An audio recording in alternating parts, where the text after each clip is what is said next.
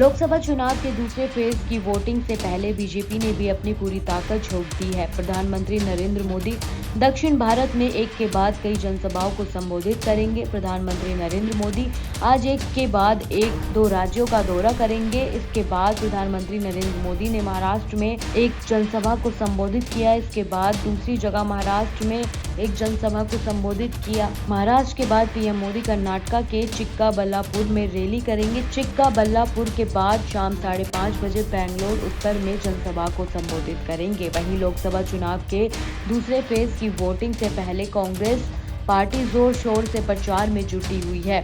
आज कांग्रेस नेता राहुल गांधी बिहार के दौरे पर हैं।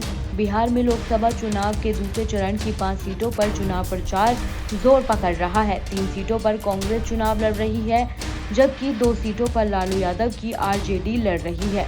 इसी कड़ी में राहुल गांधी आज बिहार के भागलपुर के दौरे पर हैं। राहुल गांधी ने जनसभा को संबोधित करते हुए कहा, शहीद का दर्जा सबको मिले, पेंशन सबको मिले, कैंटीन सबको मिले, जीएसटी को हम बदलेंगे, एक टैक्स होगा, कम से कम टैक्स होगा, आशा और आंगनवाड़ी वर्कर्स का वेतन हम दुगना करेंगे। जनसभा में राहुल गांधी ने भाजपा पर भी जमकर निशाना साधा। उन्होंने कहा कि भाजपा और आरएसएस विधानसभा पर हमला कर रही है तथा विपक्ष गठबंधन इंडिया इसकी रक्षा करने की कोशिश कर रहा है।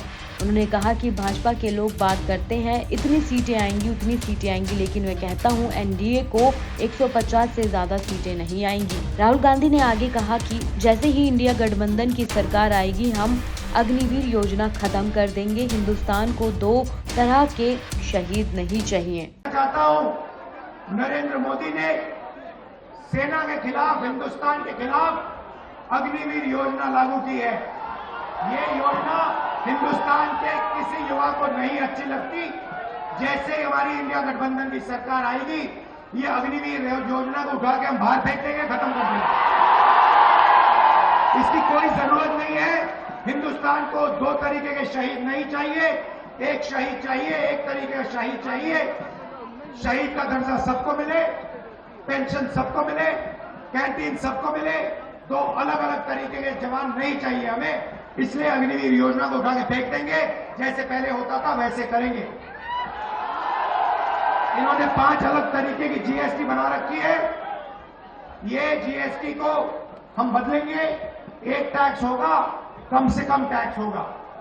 और आखिरी बात, हमारे जो मनरेगा का काम करते हैं, आशा आंगनवाड़ी का काम करते हैं, सीधा मैं आपको बता देता हूं, जो आशा और आंगनवाड़ी का काम कर रहे हैं, उनकी जो आमदनी है उसको हम दुगना करने जा रहे हैं।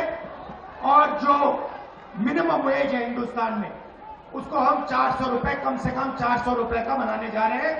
मनरेगा मजदूरों को 400 रुपए मिलने जा रहा है। आप ऐसी ही तमाम जानकारियों के लिए हमारे साथ बने रहें और देखते रहें सहारा समय का डिजिटल प्लेटफॉर्म।